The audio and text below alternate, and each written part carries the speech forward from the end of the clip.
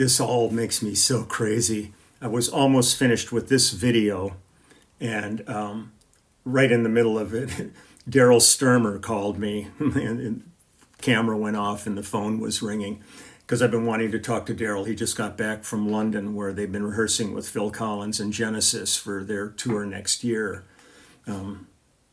Everybody's hoping that happens for him. But so I'm starting over again now on my video. The first thing I want to do is say happy Thursday. Week's continuing on here, and I'm getting ready. We've got a band Zoom meeting with management in 45 minutes to discuss our upcoming EP and the new video that's going to be coming out pretty soon for New York Minute. And lots of things going on with the guys. Still waiting on delivery of the books, and I've lined up some friends of mine that are going to come and help me spend a day stacking 10,000 books. This is just such a massive project, but I'm really excited. And then as soon as they arrive, then I can print my labels and get started signing books and shipping books and doing the whole 9 yards, going to my entrepreneur mode. And speaking of that, today, the t-shirts with my beard on them and my artwork is up on the Leland Sklar's beard.com website. I just got notified that it's gone live, so it's up there. The prints, there's an explanation in there, but the prints aren't just like on little pieces of paper. It's museum quality, numbered, hand-signed prints. And I've got them, and they're really, really nice. They're going to be shipped in flat packs, so they're not going to be rolled up in tubes or anything like that. But they're only going to be available in the States as of right now, because I'm still trying to sort out books in Europe and stuff. It's just, there's some possibilities going on. Boy, you have to jump through hoops. And with COVID, all the prices for shipping just went up so much. So it's really frustrating, this whole thing. On that level, because I really want to be able to share this. It's beyond the business side. I love the project so much. So if you want to check it out, go to lelandsklarsbeard.com, where the book is, and now the t-shirt's there, and I think it's smalls to triple XLs. And they're going to be all in black, because I'm always in black, and we'll see how that goes. And maybe if there's another run of them, I'll add a couple of other colors at that point. We'll see what people want, and then you can check out the prints. There's one there. It's called Slaves, and it's a picture I did of slaves. And on the right hand side of the picture is a guy standing there, and it was actually an album cover I did for somebody, and he was the artist on it. I did this a long time ago for him, and the album never got released, but that was a job for me, was doing this album cover. And then the other one, there's a group of musicians, like Dixieland musicians, on that. And then I did an illustration of a man just worn out, sitting in bed, and then another one of a man with a cane, who I believe my model for that was, I think, a South American poet. I'm blanking now. I mean, I've been trying to figure out where that came from in my mind. But then I did an illustration of a Jack Daniels bottle, which is good for any old studio to hang on the wall. And I always love Payday candy bars, and so I did a Payday candy bar, and Waddy Wachtel, that's his favorite candy bar, so I did one for him. So that's kind of the business side of things here. We were talking, I've been talking with people on here, and a lot of conversation ends up being about Billy Thorpe, the great Australian artist. And when we did Billy's album, Children of the Sun, it was myself, Billy, and Alvin Taylor playing drums. And we did it at Pasha Recording Studio with Larry Brown engineering and Spencer Proffer owning the studio and co-producing with Billy. And it was, for anybody who's in LA, the studio was down near Melrose and Gower, kind of right next door to the Astro Burger, who always had the best onion rings. Order them extra crispy. I loved it. But when we were doing long sessions, it was really late nights. And one of the nights we were there, it was about 2 in the morning, and suddenly there was this almost an explosion, and the whole building shook, and we thought it was an earthquake. And we went outside to go, what the hell's happened? And a drunk had been really hauling ass down Melrose, going west on Melrose, and I think jumped the curb and drove through the Astro Burger, took out the whole front of it, the window, all the tables. And this guy's sitting in his car with the car up against the counter like he's going through a drive-through window, except he created a drive-through window. And he was messed up, I mean, drunk.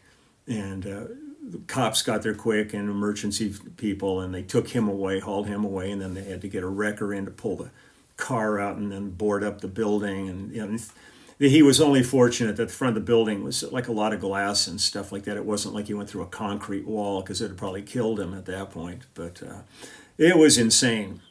But after we did the Children of the Sun album, we hit the road and did some gigs. And it was myself and Billy.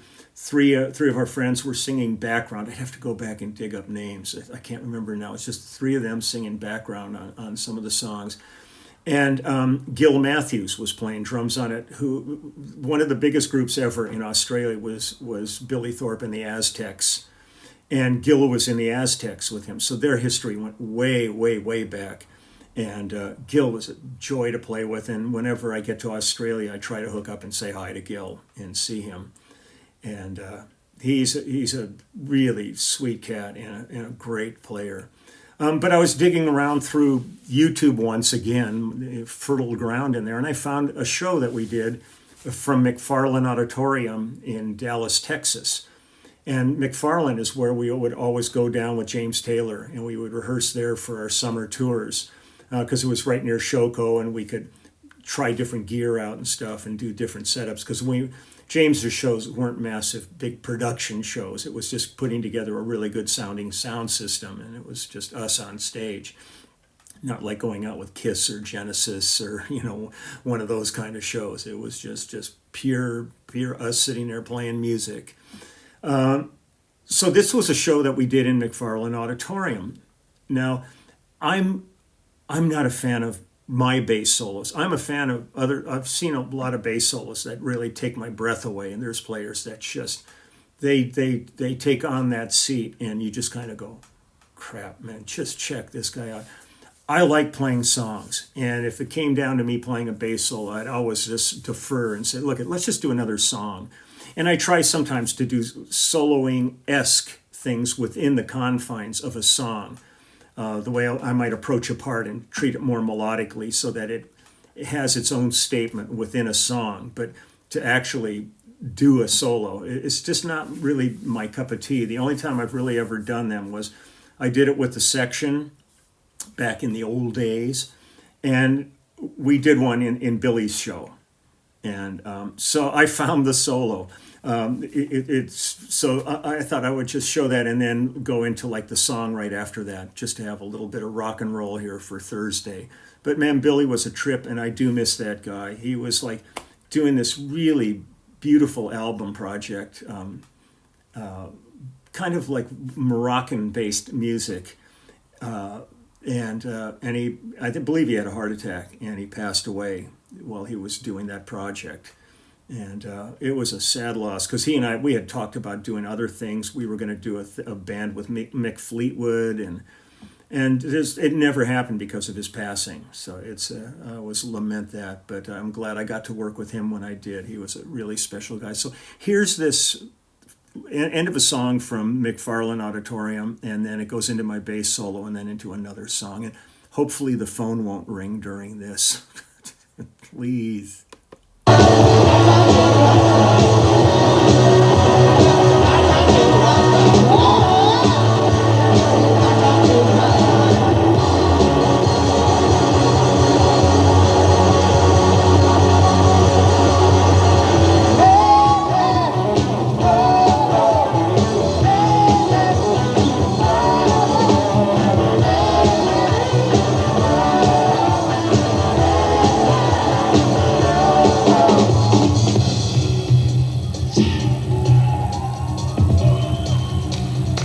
What about a little Texas participation?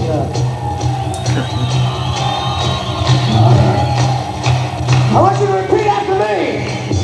Everybody. I want you to sing. All right, here we go. Everybody sing. Hey, hey.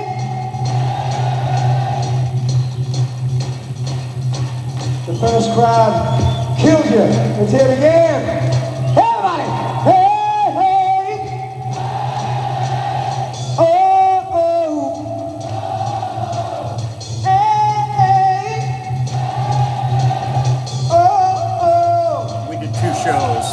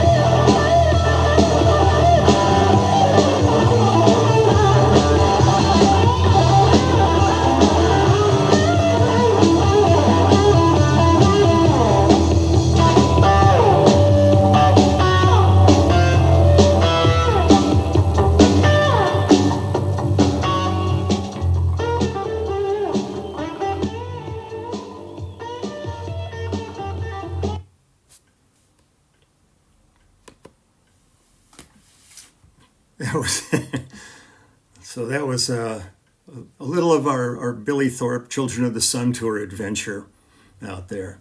I had such a good time doing that, because I never really get a chance to do those kind of things. I had an aspect of that with Barefoot Servants, which I absolutely love playing with those guys.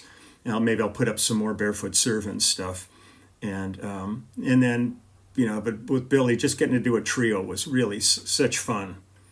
He was quite a character. We had so much kind of crazy times on the short-lived tour that we did, but.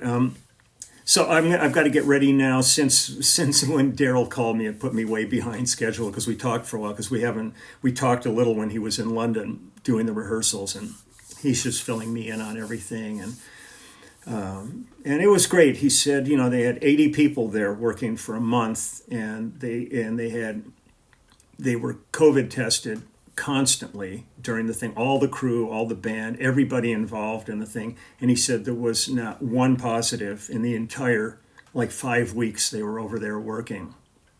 So it can be done if you he said they were very diligent about how they did everything over there in terms of cleanliness, and everybody was wearing masks except Phil when he had to sing and stuff. But he said, man, they got through it without anybody having any problems. So I was really happy for them with that.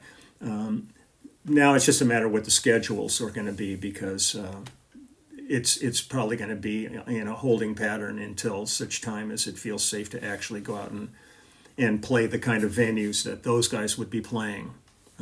But it'll be sometime next year, hopefully. But they're prepared. They've built the stages. I've seen pictures of the show, and it looks amazing. So I wish them all the best with it. I only wish I could play with them too, but they're covered. So I'm really excited about the T-shirts and the prints and the book. And I'm going to go over to see Blue after we do our band meeting. And I've got 3 paintings of mine that I'm going to take over, and we're going to scan those and make those available also as prints.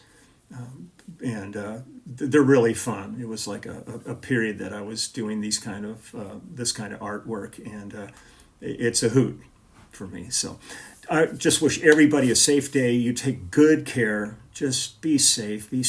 Protect yourselves, your family, your friends, and your community.